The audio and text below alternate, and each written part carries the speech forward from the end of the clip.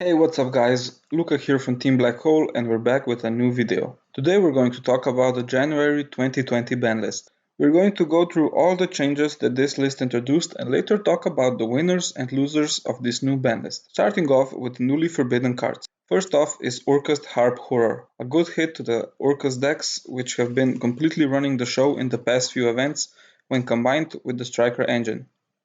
This card was a vital part of the combo because you banished it to summon Simple Skeleton and set it up in the graveyard for plays on the opponent's turn. While the deck can still do the Orcus combo, this hit slows down the Orcus deck a bit. Next up is Thunder Dragon Colossus. With this hit, I feel that the pure deck is just that, complete garbage. I feel like the main deck Thunder monsters might still be included in safer combo decks, but overall I think that the deck is just bad now. Moving on, and the next card is Ib, the World Challenge Justiciar. This card was used in a bunch of decks that were doing the Guard Dragon combo. The problem with this card is that it is just too easy to make, splashable in any deck, and it searches any World Legacy card for more combo plays. Deserved and good hit. Next on the list is Tempest Magician. No one likes FTKs, enough said. We follow the OCG with the next one, and it is Outer Entity as a Thought. Unfair card that leads to no interaction and just shuts down the opposing player. Good hit. The next card on the list is one that probably no one expected, and that is Salamangreat Mirage Stalio. This limitation or banning hurts the Salamangreat deck tremendously. With Gazelle and Circle already being limited and now Stalio being banned, the deck lost a lot of its consistency. I don't feel like the deck is totally dead, but not close to being as good as it was. Looking forward to see what the Salad players come up with. Next one is Sky Striker Mobilize Engage. Strikers have been hit a lot and have always adapted and have ended up being one of the best decks for almost 2 years. But with this hit, I don't see them bouncing back like before. Finally. My boy Steven is probably still recovering from this next one. Heavy Metal Foes Electromite. I feel like they hit Electromite because they hit all the other meta decks so much. It does hurt the deck a lot. And the last forbidden card is Brilliant Fusion. Yeah, I don't know what they were smoking with this one. Moving on to the limited card section. You can only play one copy of each of these cards from now on. True King Lithosagem the Disaster. True King Dino players rejoice. Very powerful card which was banned for a reason. At 1, it's probably going to be okay though. Speaking of dinos, Pancratops is an amazing card, which has seen play mostly in the side deck for siding it in going second. So I don't really understand this one. Big oopsie if you ask me. The next one is Danger Nessie. This hits the consistency of the Danger engine. I don't know. I feel like this is one of the hits that no one would mind if they didn't happen. But okay. Servant of Endymion is an extremely powerful card for the Pendulum deck. One card Jackal King ain't no joke. Still pretty easy to get to with Pendulums having so much draw power, not to mention still having Spell Power Mastery at 3. This card was banned for the longest time and is finally back. Pot of Avarice gives a boost to heavy monster combo decks. Will serve as a added extender if played. I'm sure a lot of players are happy about these next two hits, me included. First one is Card of the Mice. Nothing feels worse than playing against a true Draco Fag player and he top decks the Mice. I swear, fucking nothing. This card was just too good to be at 3 copies, so I think this was warranted. And the second being Dragonic Diagram. I can't begin to describe the joy I felt when I saw this. True Dracos are finally fucking dead. Hate this shit ass deck so much. No more strapping of the helmets. Goodbye. Yeah, having 4 Upstart Goblins is not fair at all. So Into the Void is an okay hit. The next one is Sekka's Light. This hit hurt. Being a BA player, it fucking hurt. But essentially, a Pot of Greed type card was bound to hit the Forbidden and Limited list at some point. It was played in Danger Thunder decks as well, and BA's losing Snow and Sekka's Light to the Thunders due to Thunders makes me happy that Colossus is banned. They really went after draw power on this list though, huh? And for the last limited card, we have Red Reboot. Similar to Pancratops, I think this is just stupid. We didn't see much movement on the semi-limited, but still some significant ones. Deep Sea Diva to 2 is understanding due to it receiving new support soon in Eternity Code. Also gives a boost to the Mermaid Atlantean deck. Tour Guide of the Underworld to semi-limited is a boost for Burning Abyss and maybe, just maybe, also Unchained. Nothing more else to say really. Mind Control is a very powerful card for going second strategies. I think it would be better if it went to 1, but okay. It helps break boards and gives unfair advantage to players using it. And now we move on to the cards that are no longer on this list. Lady Debug is back at 3. It's a boost for all Cyber's decks, with Salamangreat losing Stalio. It's also a welcome return for the deck. Next up is Dark Armed Dragon. Nobody played this card when it was at 2, so it's going to be okay at 3. Morphing Jar number 2. Will Empty Jar be making return? No.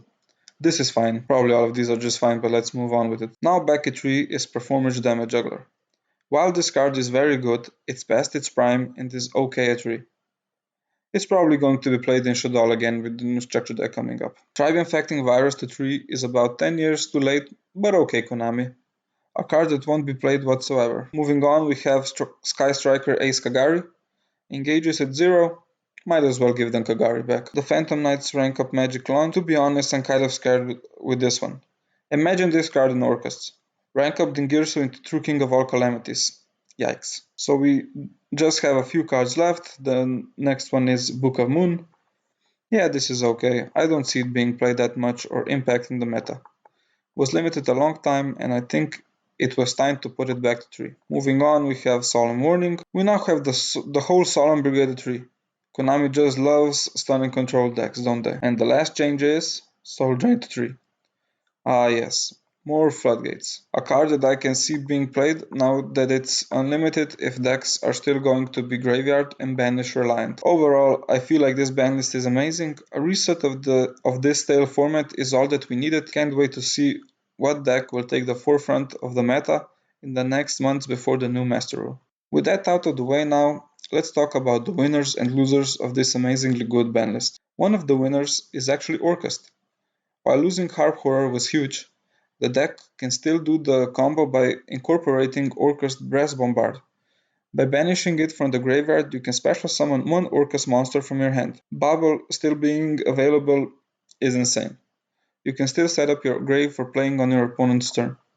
This deck is still a force to be reckoned with. Control decks like Altergeists and Guru, and maybe even Traptrix, get a huge boost following the ban list.